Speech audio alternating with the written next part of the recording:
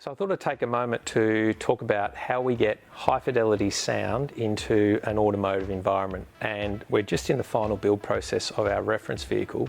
So it's a good opportunity to talk about one of the major issues here is the chassis of any vehicle.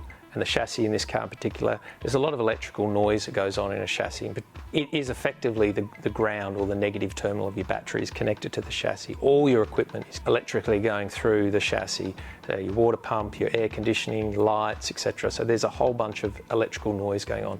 So there's three ways in which, in this reference vehicle, we attend to that issue of ensuring the integrity of our signal, that is the audio signal going to our amplifiers and effectively our speakers, how we ensure that integrity from the electrical noise in the car.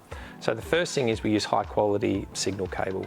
In this car we're using an analog cable, however we're using very high-end RCAs from Harmonic Harmony.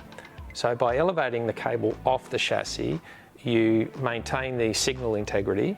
You're going to ensure that the capacitance within the cable is not impacted, and that gives you the best opportunity to have a very clean signal going to your DSP or amplifiers.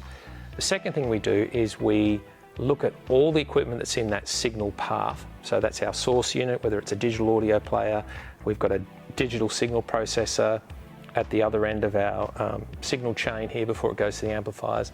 And we use a separate power supply effectively for those items. We're actually using it, it's more of like a power conditioner that you would find in home hi-fi.